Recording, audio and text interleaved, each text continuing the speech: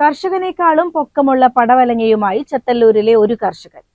ചത്തല്ലൂർ കാരുതൊടി സുബ്രഹ്മണ്യന്റെ തോട്ടത്തിലെ 8 അടിയിലധികം നീളമുള്ള പടവലങ്ങയാണ് ഇപ്പോൾ കൗതുക കാഴ്ചയായിരിക്കുന്നത്. അസാധാരണ വലിപ്പമുള്ള ഈ പടവലങ്ങ കാണാൻ നിരവധി ആളുകളാണ് ഇവിടേക്കെത്തുന്നത്. പടവലങ്ങ വളർന്ന് നിലം തൊട്ടതോടെ പന്തലിനു താഴെ കുഴിയെടുത്ത് അതിലേക്ക് ഇറക്കി വെച്ചിരിക്കുകയാണ് ഈ കർഷകൻ. കഴിഞ്ഞ 15 വർഷമായി ജൈവ പച്ചക്കറി കൃഷിയിൽ സജീവമാണ് സുബ്രഹ്മണ്യൻ. സ്വന്തമായുള്ള 25 സെന്റ് സ്ഥലത്താണ് നിലവിൽ കൃഷി ചെയ്യുന്നത്. പടവലത്തിന് പുറമെ മത്തൻ, പയർ, വെണ്ട, കുമ്പളം, വെള്ളരി തുടങ്ങിയവയും ഇദ്ദേഹം വിളയിക്കുന്നുണ്ട്. വേനൽക്കാലത്ത് കിണർ വെള്ളം ഉപയോഗിച്ചാണ് നന. മീൻവളവും കടലപ്പിണ്ണാക്കുമാണ് പ്രധാന വളങ്ങൾ. കീടനാശിനികൾക്ക് പകരമായി വേപ്പെണ്ണ മിശ്രിതം മാത്രമാണ് ഉപയോഗിക്കുന്നത്.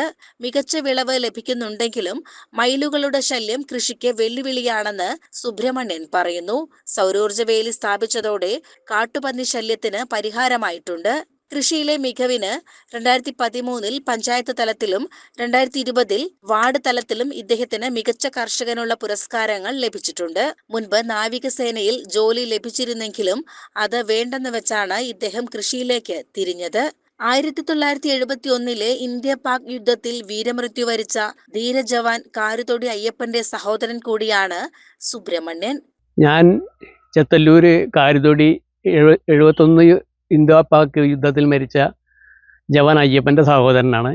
ഞാനൊരു 30-35 വർഷമായി കാർഷിക രംഗത്ത് സജീവമായിട്ടുണ്ട്. പൂർണ്ണമായിട്ടും ജൈവ രീതിയിലാണ് കൃഷി ചെയ്യാറുള്ളത്.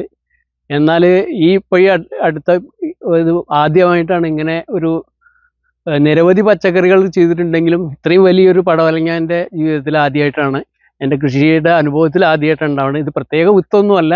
ശ്രീകൃഷ്ണപുരത്ത് ഒരു വിത്ത് കൊടുക്കുന്ന ഒരു കടയിൽ നിന്ന് നീളം പടമുള്ള വിത്ത് വേണമെന്നാലും കൗമുദിയുള്ള ചെറിയ വിത്താണ് സാധാരണ കൃഷി ചെയ്യാറുള്ളത്. അപ്പോൾ അത് വേണ്ട, കുറച്ച് നീളമുള്ള വിത്ത് ആയിക്കോട്ടെ എന്ന് പറഞ്ഞു. അങ്ങനെ നീളം പടവത്തിൻ്റെ വിത്ത് ചോദിച്ചു. അത് കൃഷി ചെയ്ത് നോക്കുമ്പോൾ ഇങ്ങനെയാണ് വന്നത്. അപ്പോൾ അതൊരു പ്രത്യേക വളമൊന്നും ചെയ്യണില്ല. കടലപ്പിണ്ണാക്ക്, മീൻ വളം പിന്നെ കൊടുക്കും. കീടനാശിനിയായിട്ട് ജൈവ കീടനാശിനി വേപ്പെണ്ണ മിശ്രിതമാണ് ഉപയോഗിക്കാറുള്ളൂ. കാരണം നമ്മുടെ വീട്ടാവശ്യത്തിന് ഇപ്പോൾ മുമ്പ് വൻതോതിൽ കൃഷി ചെയ്തിരുന്നു.